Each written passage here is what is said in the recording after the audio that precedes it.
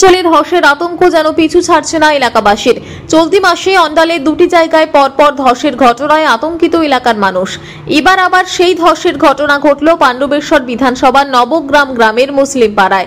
একেবারে ঘরের মেঝেতে বড় আকারের দুটি গর্ত সৃষ্টি হয়েছে। বাড়ির মালিক ছবি খাতুন শেখ রসু জানিয়েছেন, বুধবার রাতে হঠাৎ করে একটি শব্দ হয়, তারপরেই দেখা যায় ঘরের মেঝেতে দুটি জায়গায় বড় আকারের দুটি গর্তের সৃষ্টি হয়। ঘটনার খবর পেয়ে ঘটনাস্থলে ছুটে আসেন 118 নম্বর ওয়ার্ডের তৃণমূল পঞ্চায়েত সদস্য শেখ সিরাজ। তিনি বলেন, খবর পেয়েই ছুটে আসেন এলাকায়। ধস কবলিত আতঙ্কিত পরিবারের সকলকে এলাকার একটি আইসিডিএস কেন্দ্রের স্থানান্তরিত করে তাদের থাকা খাওয়ার ব্যবস্থা করেন। পাশাপাশি তিনি অভিযোগ করেন, ইসিএলের সোনপুর বাজারি প্রজেক্টের কয়লা উৎপাদনের জন্য যে ব্লাস্টিং হয় তার জেরেই আজ গ্রামের এই সংকটময় পরিস্থিতি। তিনি অভিযোগ করেন, বস্তি এলাকায় খুব কাছেই রয়েছে ইসিএলের সোনপুর বাজারি প্রকল্পের খোলামুখ খনি। সেখানে দিনের অধিকাংশ সময় ব্লাস্টিং করা হয়, যার ফলে গোটা এলাকাটি বিপজ্জনক হয়ে উঠেছে। বৃহস্পতিবার সকালে ক্ষতিগ্রস্ত ঘরটির সামনে দাঁড়িয়ে সিরাজ বলেন, শেখ রাসুর বাড়িতে ধসের ঘটনাটি সোনপুর বাজারি প্রজেক্টের আধিকারিকদের জানানো হয়েছে। এখনো তারা কেউ খোঁজ নিতে আসেনি।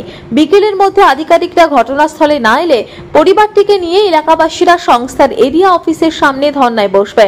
প্রয়োজনে খনির কাজ বন্ধ করে বিক্ষোভে সামিল হবেন গ্রামবাসীরা, হুঁশিয়ারি দেন তারা। খাদানের যে এটা হয়েছে, ঠিক আছে, তো ওইটা ধমকে মানে পুরো বাড়ি একদম হিলে যাচ্ছে।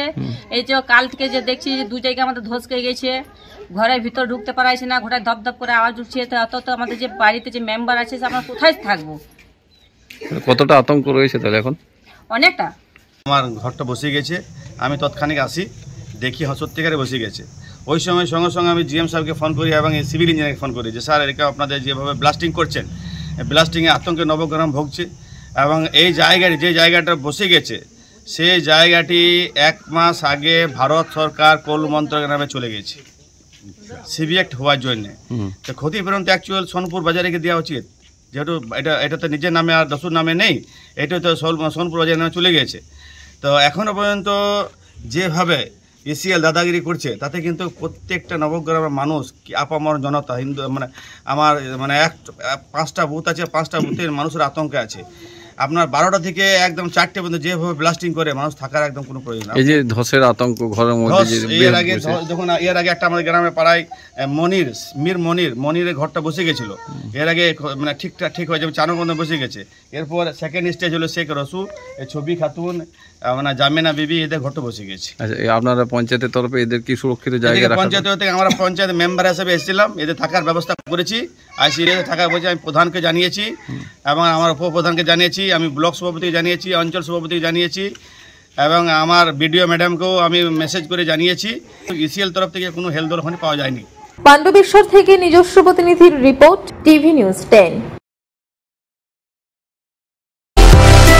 সুলভ সঠিক চিকিৎসার একমাত্র প্রতিষ্ঠান বিবেকানন্দ হসপিটাল।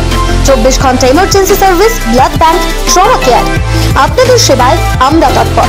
গুণমান ও পরিষেবায় দুর্গাপুর বিধাননগরের ডক্টর জাকির হোসেন এভিনিউর বিবেকানন্দ হসপিটাল শিল্পাঞ্চলের মানুষের মন জয় করেছে।